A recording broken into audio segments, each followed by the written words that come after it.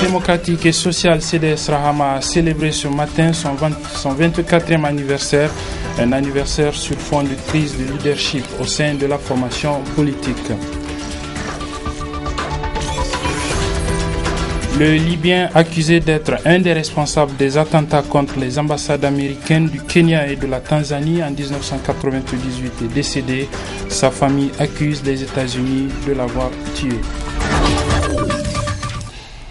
Bonsoir et bienvenue dans cette nouvelle session d'information sur la télévision Labari. Je vous annonce pour commencer que nous avons sur ce plateau un invité. Il s'agit de M. Kani Abdoulaye.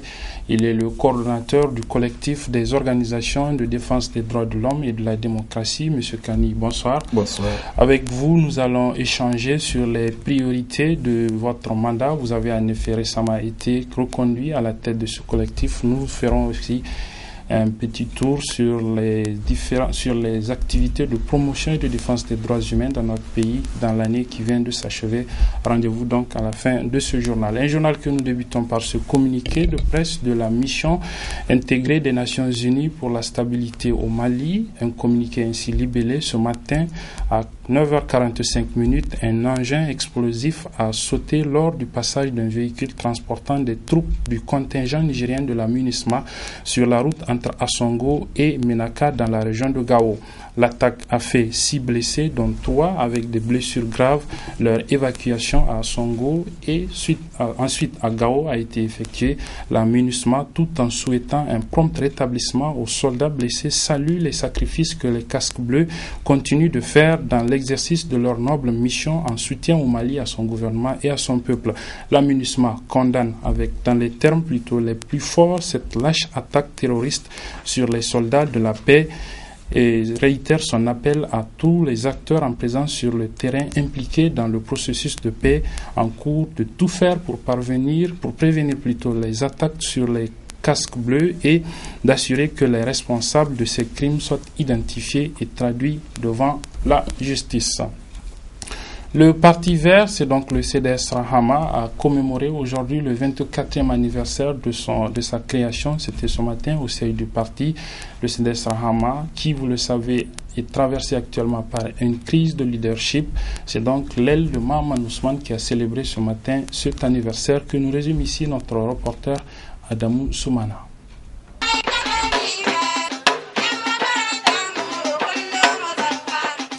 Né de la décrispation politique mettant fin au parti unique dans le pays, le CDS Rahama, première formation politique du Niger, a donné le premier président de la République démocratiquement élu en 1993. Ce parti, disons-nous, fête par la présente son 24e anniversaire sur l'échiquier politique national. 24 ans, un âge mûr ayant permis aux différentes structures du parti aux couleurs vertes de faire une analyse sociopolitique actuelle, objective et d'envisager les perspectives. En godillant à notre courant, en opposant les Nigériens les uns contre les autres, mettant en danger ce qui constitue le centre de l'immunité nationale, ne peut constituer une source d'explosion sociale inévitable. Face à une majorité arithmétique, certes, mais sans âme, aliénée et souillée par une vertigineuse de l'ethnocentrisme, du régionalisme, du népotisme, du trafic d'influence et favoritisme, tant de travers antidémocratiques et anti-républicains drillés par plusieurs voies autorisées.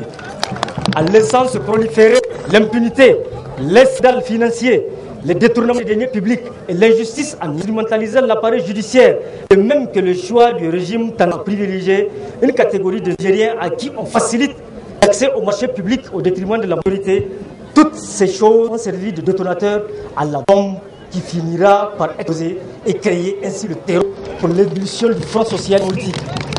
À toutes et à tous, l'affaire par ma voix vous souhaite une bonne année 2015. Qu'elle soit pour nous une année de paix, de santé et de prospérité. Rassurez-vous que la présence massive des femmes n'est pas fortuite. Cette présence témoigne de leur fidélité et de leur engagement à leur parti. Camarades, assurément le thème de cet anniversaire, savoir l'affirmation, n'est pas le fruit du hasard. Les partis amis et alliés ayant rehaussé massivement de leur présence au moment solennel pour la Convention démocratique et sociale CDS n'ont pas manqué de réitérer leur soutien sans faille au président Mahaman Ousmane et à l'ensemble de l'opposition politique nigérienne face aux épreuves qu'ils subissent. Le président du Parti vert, prenant la parole à son tour, après avoir dégagé un constat amer de cette situation sociopolitique du pays, a bien voulu lancer cet appel à l'endroit des militants du CDS et de l'ARR. L'heure est à l'action.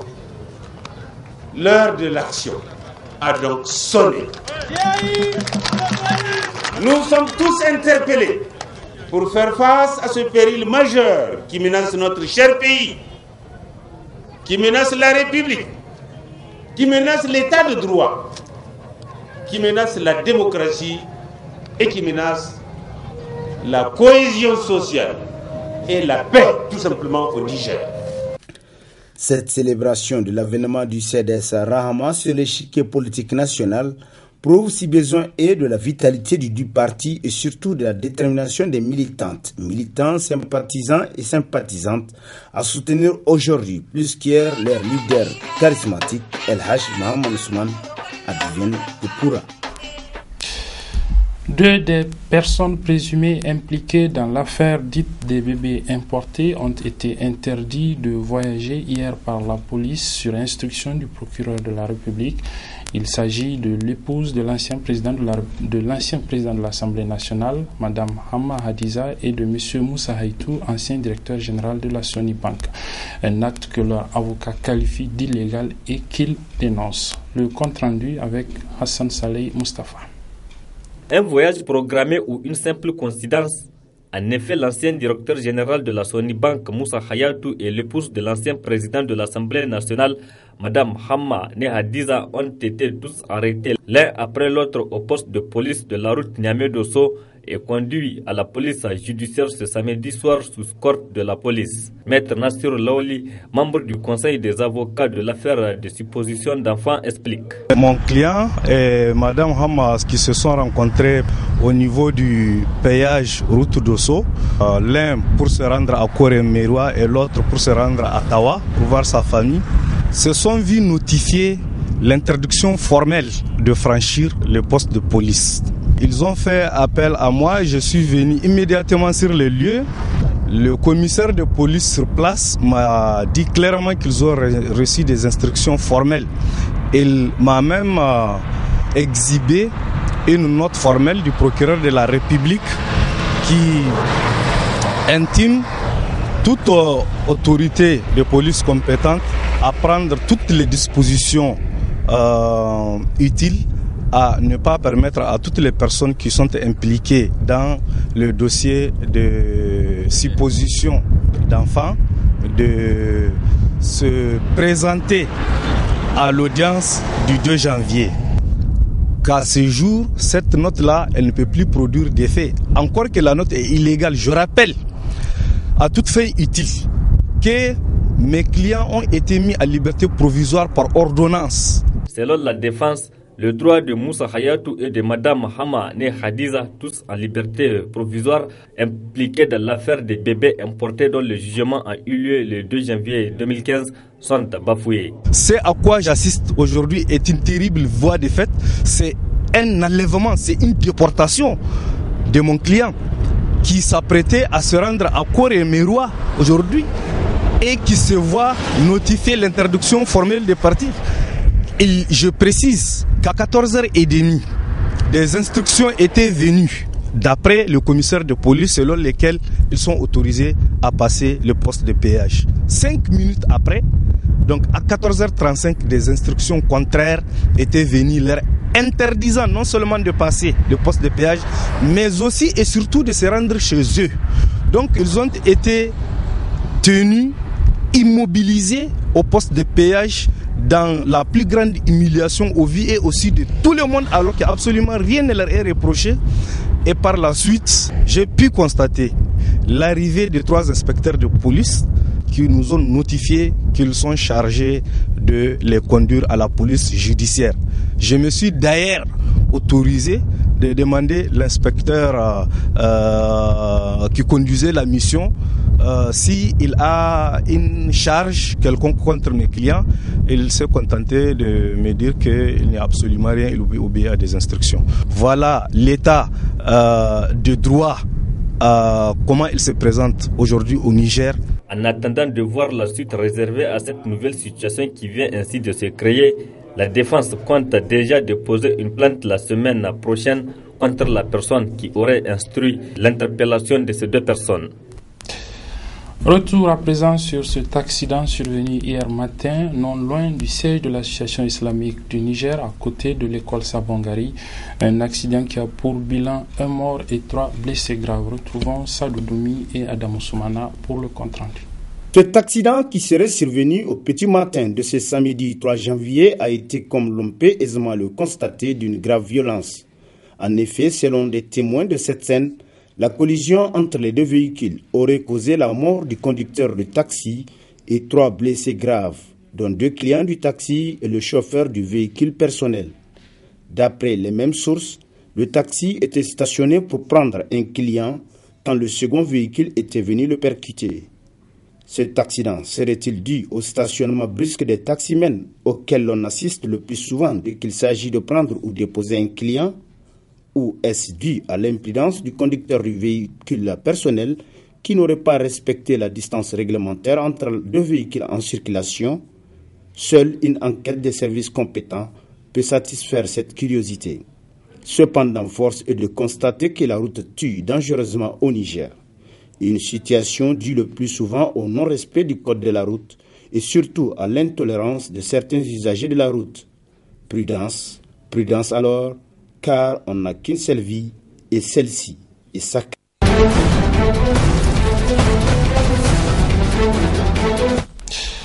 À la page Inter, un Libyen âgé de 50 ans accusé par les États-Unis d'Amérique d'être un des responsables des attentats contre 2 ambassades américaines en 1998 au Kenya et en Tanzanie est décédé 10 jours avant son audience devant un juge. Ce matin, son fils a accusé à son tour les États-Unis d'avoir exécuté son père. Récit. Sa capture en octobre 2013 est digne d'un scénario hollywoodien. Tripoli, 6h38, il fait encore nuit. Dans la voiture noire, Abou Anas al-Libi rentre de la mosquée quand une camionnette et un minibus surgissent. Des hommes armés enlèvent celui dont la tête est mise à prix 5 millions de dollars. Ce commando d'élite de la CIA et du FBI l'emmène ensuite sur un navire militaire pour l'interroger avant de le remettre une semaine plus tard aux policiers new-yorkais. Abou Anas al-Libi, de son vrai nom Nazi Abdel Ahmed al-Raghi, est un responsable présumé d'Al-Qaïda, considéré comme un expert en informatique et en communication. Les États-Unis l'accusent d'avoir participé aux attentats du 7 août 1998 contre les ambassades américaines au Kenya et en Tanzanie, des attaques qui avaient fait plus de 220 morts et 5000 blessés. Mais l'homme qui avait plaidé non coupable ne sera jamais jugé. Le Libyen de 50 ans souffrait d'un cancer du foie et d'une hépatite C. Il est décédé vendredi soir dans un hôpital de l'État de New York, 10 jours avant l'ouverture de son procès. En Égypte, le procès de 26 hommes accusés d'homosexualité qui devait se tenir aujourd'hui a été ajourné jusqu'à demain, suivant les raisons dans cette correspondance du correspondant de TV5. La défense a tenté de démonter les accusations à l'encontre des 26 hommes. La police assure que tous étaient dans des positions compromettantes lorsqu'elle est arrivée au hammam, mais la défense a souligné les contradictions avec une première déclaration qui parlait seulement de 3 hommes engagés dans des actes homosexuels. Les avocats de la défense dénoncent un rapport malhonnête et imprécis. Ils affirment aussi que l'accusation de débauche est bien trop vague. Alors cette affaire a fait beaucoup de bruit car la police a mené la rafle dans le hammam du Caire avec la complicité d'une journaliste pro-régime, mais le nom de cette journaliste, Mona Iraki, n'apparaît même pas dans les documents. La police parle d'une source secrète. Évidemment, aucun accusé a confirmé la version de la police. Pour certains, leur vie a été brisée. L'un d'entre eux a affirmé sur Internet avoir perdu sa fiancée avec ce procès et sa mère en est tombée malade. Ces hommes sont avant tout victimes d'un coup médiatique. Ils risquent entre 3 ans et 8 ans de prison. Retour sur ce plateau avec notre invité que j'annonçais au début de ce journal. Il s'agit donc de M. Kani Abdoulaye. Il est le coordonnateur du collectif des organisations de défense des droits de l'homme et de la démocratie. M. Kani, bonsoir à nouveau et merci d'avoir accepté l'invitation de la télévision Labari. Et félicitations aussi, puisque récemment, vous avez été reconduit à la tête de ce collectif comme coordonnateur. Pour commencer, avant de venir donc sur les différentes actions en matière de promotion et de défense des droits humains au Niger pendant l'année qui s'est écoulée, vous allez d'abord nous dire quelles sont les priorités de ce nouveau mandat du bureau du Code. Je vous remercie très sincèrement pour cette occasion que vous nous offrez au niveau du collectif des organisations de défense du droit de l'homme et de la démocratie. Je pense que c'est une marque d'estime que les médias s'y intéressent et surtout au lendemain de notre Assemblée générale, effectivement, qui a vu notre consacration encore à la tête de ce collectif. Et notre première priorité, qui est d'ailleurs une recommandation de l'Assemblée générale, c'est d'abord de souder les rangs au sein du collectif. Parce que nous ne pouvons rien faire au sein du collectif lorsque nous-mêmes, nous ne sommes pas unis et solidaires. Donc, c'est d'abord l'union et la solidarité. Et surtout le renforcement des capacités des organisations membres. Parce que lorsque vous prétendez défendre les droits des autres, il faut que vous-même, que vous ayez un certain bagage, une certaine connaissance de ces droits pour pouvoir les défendre. C'est en cela les premières priorités vers lesquelles l'Assemblée générale, n'est-ce pas, nous oriente. Ça, c'est la priorité pour souder donc les rangs, pour que les différentes structures membres du Code soient unies pour être plus forts. Maintenant, en termes d'action, de promotion et de défense des droits humains.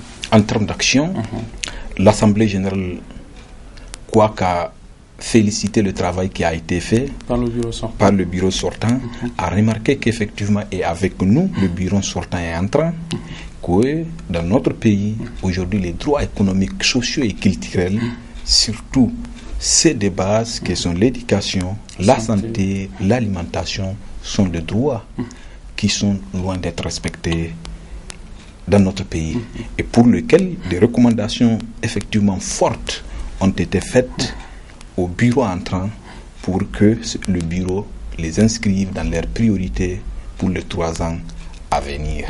Est-ce qu'il y a par exemple un plan d'action qu'il faut vous élaborer pour mettre en œuvre toutes ces actions? Est-ce que ça a été déjà fait ou bien? Le plan d'action n'a pas été fait, mais ça c'est les premières heures, n'est-ce pas, les premières heures de travail que va mener ce bureau entrant, c'est effectivement d'élaborer ce plan d'action. Et aussi, une recommandation a été faite de mettre en place aussi un autre comité qui sera chargé de toiletter les textes de notre organisation. Alors, à présent, nous allons parler justement de la situation des droits humains au Niger, qui est votre cheval de bataille en tant qu'organisation de défense. Pour revenir un peu sur l'année qui vient de s'achever, qu'est-ce qui a marqué sur le plan de la promotion des droits humains ou même en termes de violation des droits humains? Qu'est-ce qui a le plus marqué cette année qui s'est achevée? Et ce qui a le plus marqué cette année, d'abord, à notre niveau, chaque année, le Code publie un rapport général sur la situation des droits humains. Cette année, le Code a fait un rapport thématique sur la situation des droits humains en milieu carcéral, c'est-à-dire sur les détenus que nous avions considérés comme étant des oubliés de la société, des sans-voix. Donc nous sommes intéressés à leurs droits. Et le rapport a été publié à l'occasion des 66 ans de la Déclaration universelle des droits de l'homme et du peuple, le 10 décembre passé. Et dans ce rapport a fait la genèse d'un certain nombre, n'est-ce pas, de visites de prison qui ont été effectuées par les membres du Code et certaines de ces organisations membres qui ont été associées à l'intérieur du pays. Et des constats ont été faits. À l'issue de ces constats, des recommandations ont été faites et à l'État du Niger, aux partenaires techniques et financiers du Niger et à l'endroit des organisations aussi de la société civile. C'est peut-être une occasion de revenir justement sur quelques-uns de ces constats. Ces constats, nous avons constaté que toutes les prisons, j'allais dire, du Niger ne répondent pas aux normes internationales. Ça, d'abord, c'est un premier constat. Un deuxième constat majeur, c'est que les prisons au Niger sont surpeuplées.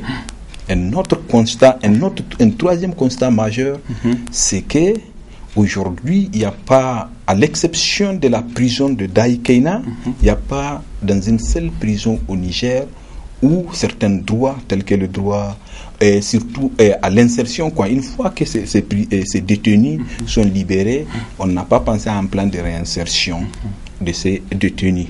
Et vous allez constater effectivement aussi que le droit à l'alimentation, le droit à la santé, le droit à l'éducation, n'est-ce pas, de ces détenus ne sont pas effectivement respectés.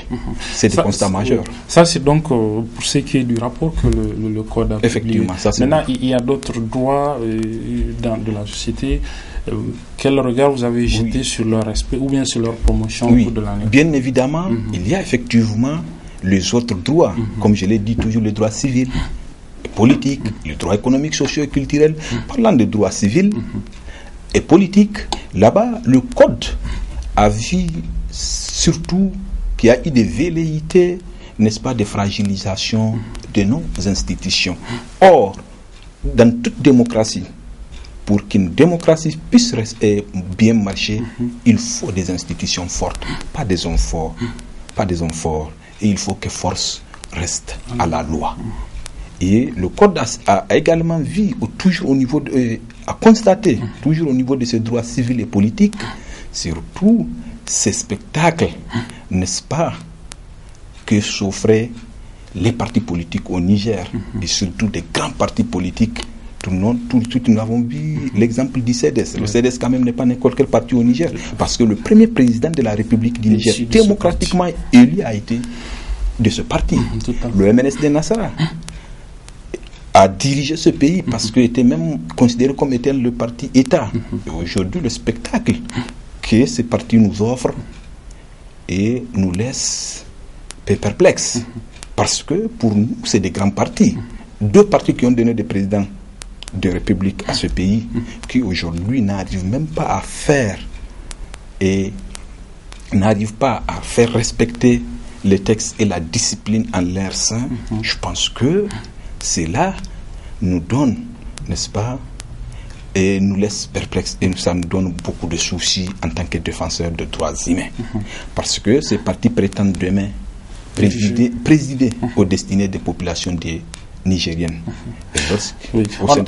On a vu, c'est aussi des droits, on a vu aussi plusieurs mouvements sociaux au niveau des syndicats, de la santé, de l'éducation, qui ont réclamé des droits aussi. Effectivement, j'allais en venir, ça c'est au niveau des droits économiques, sociaux et culturels, où effectivement aujourd'hui le secteur de la santé, le secteur de l'éducation, le secteur du développement agricole, développement rural, j'allais dire, c'est des syndicats. Les syndicats, il a fallu avant-hier pour que le dernier lève son mot d'ordre.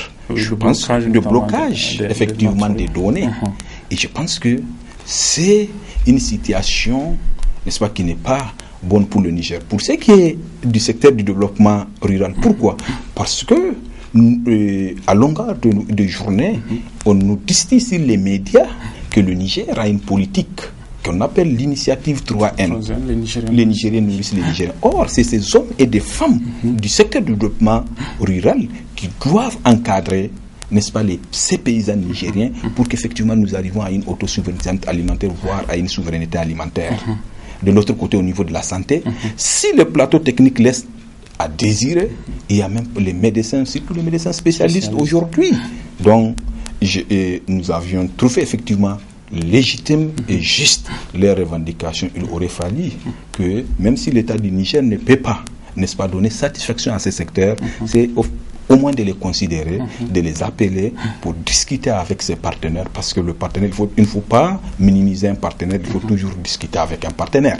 Voilà, c'est vraiment de façon résumée, mais tout ce tableau que vous venez de dresser ne semble pas être de l'avis des autorités. On a suivi par exemple le président de la République dans son dernier message qui a annoncé que le Niger a enregistré pour 2014 beaucoup de progrès, aussi bien sur le plan du fonctionnement des institutions que sur le plan social, donc la santé, l'éducation. Comment vous avez trouvé ces dires du chef de l'État? Oui, le président de la République effectivement peut le dire, et surtout que nous sommes à la veille de 2016, 2016 quand même, c'est une année électorale de l'autre côté. Et beaucoup peut être fait. Beaucoup peut être fait. Mais nous sommes dans un pays où les défis sont énormes. Parce que les défis sont énormes et une goutte d'eau dans une rivière, pas dans une mer, est insignifiante. Pour nous, nous pensons que sur ce secteur aujourd'hui, c'est vraiment insignifiant parce que c'est vrai qu'au niveau de l'école, on a vu jaillir des classes en matériaux définitifs, de recrutement, c'est que nous saluons. Mais les classes seulement ne suffisent pas, les recrutements seulement ne suffisent pas. Il faut que ces hommes et ces femmes qui doivent aller enseigner dans ces classes, qu'il y ait des conditions minimum pour les permettre d'aller dans ces classes. Et c'est ces conditions que ces enseignants exigent ou réclament. Donc il va falloir discuter avec eux pour le bien-être de ce pays. Voilà, on va donc terminer là-dessus en termes de perspective donc pour la promotion et la défense des droits humains dans notre pays pour 2015. Comment vous voyez l'année qui débute comme cela sur le plan de la promotion et de la défense des droits humains? Nous pensons que c'est vrai qu'il y a beaucoup de défis et nous pensons, parce qu'il faut être toujours optimiste. Si nous ne sommes pas optimistes, je me demande quel est le résultat que nous pouvons faire. Nous sommes optimistes quant à ce que les droits, parce que de toute façon pour nous, les droits humains constituent un idéal vers lequel il faut tendre. Oui. Et nous pensons que nous allons faire en sorte que, avec tous les autres partenaires, faire en sorte qu'effectivement que nous tendons vers cet idéal en faisant notre travail de tous les jours. C'est-à-dire en faisant nos rapports, nos dénonciations, nos propositions à l'État du Niger. Et j'ai pu le dire, et l'État du Niger avait effectivement dans le passé accepté une de nos propositions et que je salue au passage. Nous avions organisé des journées de plaidoyer avec la Congafen et l'équipe pays du Haut Commissariat des Nations Unies aux droits de l'homme pour que le Niger puisse accepter les recommandations que le Niger avait acceptées à l'issue de son passage à l'examen périodique universel en signant certaines conventions ou en acceptant de signer certaines conventions. Ça, c'est des avancées déjà notoires. Mais nous allons aussi accompagner l'État du Niger dans la mise en œuvre de ces conventions et nous pensons qu'une fois que ces conventions sont mises en œuvre, nous pouvons effectivement booster, n'est-ce pas, l'effectivité, parce qu'il ne peut pas y avoir d'effectivité. Nous pouvons aller vers l'effectivité des droits de l'homme au Niger. Voilà, merci Kani Abdoulaye. Donc, je rappelle que vous êtes le coordonnateur, le tout nouveau, le reconduit à la tête du collectif des organisations de défense des droits de l'homme et de la démocratie. Avec lui, nous avons donc échangé sur les priorités de ce nouveau mandat qu'il entame avec les autres membres du bureau du Code, mais aussi nous sommes revenus sur quelques actions en termes de promotion et de défense des droits humains au Niger au cours de l'année 2014 qui vient de s'achever. Et c'est sur ce que se referme cette édition, mesdames, messieurs. Merci de l'avoir suivi. Merci aux équipes techniques et rédactionnelles qui m'ont aidé à vous la présenter. Très bonne suite des programmes sur la télévision La Barry.